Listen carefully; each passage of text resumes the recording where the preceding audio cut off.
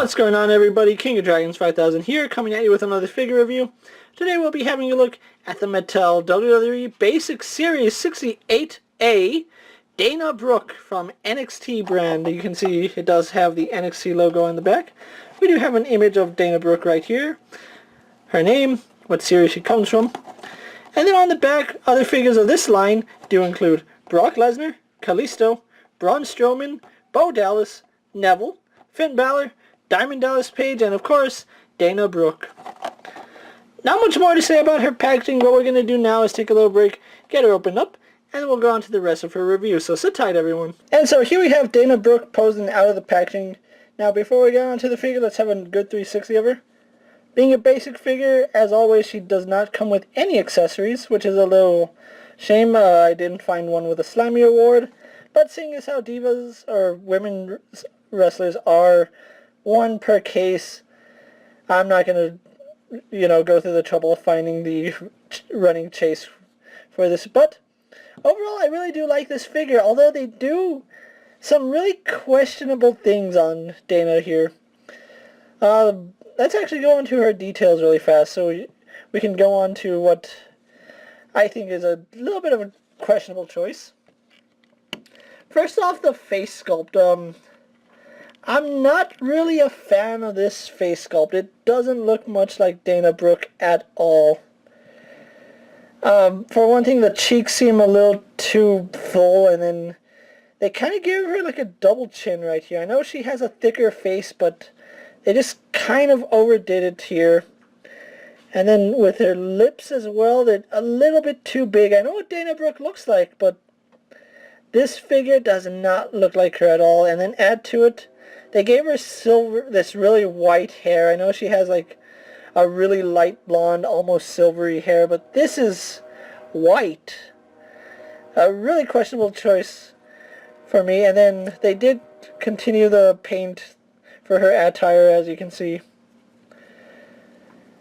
They did a really good job with the paint application.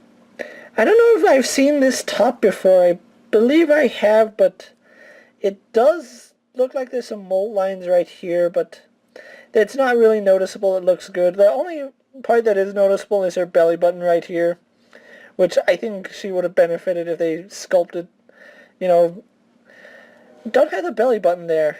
It's simple as that. Her wrist straps are nicely painted. No paint flaws there, although right here you can see there is a bit of flesh tone peeking out, but it's a really minor detail, nothing too major. We got onto her pants, and again, really good job with the paint here, if the camera will focus. You can see all the pink is nicely painted with the silver studs, which I think they did a really good job. Even up here, you can see the studs are really nicely done, and it's the same on both sides.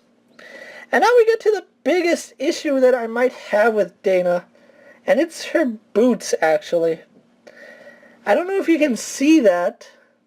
Let's zoom in a little bit. But you can see there's a lip on each side of her calf, and it's that way on both legs. And I was trying to figure out why that is, but I actually discovered why. When you take a look at her feet, these are Converse. These are Chucks. There's only one other figure that has had this style of boot. And if you don't believe me that these are Chucks, look right there. They are using the AJ Lee boots for Dana Brooke. I don't know how I feel about that. They honestly don't have any boots with laces for the women wrestlers, really? Is AJ Lee the only one that has the laces? I don't want to believe that. But other than that, she's still a really nice figure. And another issue I have with her, and it's just probably with every single version of Dana out there, is that her arms feel really gummy. And I don't know if you can see that. That is not the joint moving. That is the... I'm not moving her shoulder joint. That is, like, really gummy. Her arms feel really soft, and I don't know why. Look at that. Like, I don't have a fear of breaking her. It's just really got me. I don't know why they did that.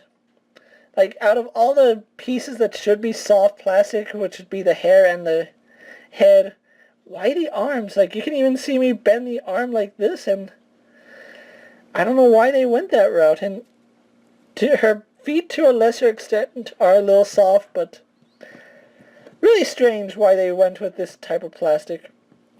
But anyway, on to her articulation. Dana does do a full 360. She really doesn't have any up or down movement because of the way her hair is sculpted. Arms go out to about that far. Do a full 360, not at all hindered by her hair sculpt, although this arm might be, and you can always just fix that by moving her hair out of the way. But they go out, have a bicep swivel, single jointed in the elbow, spin and bend, or just spin at the wrist. And then this is another thing I want to talk about. She does have the fist hand, but we don't get that giant slapping hand.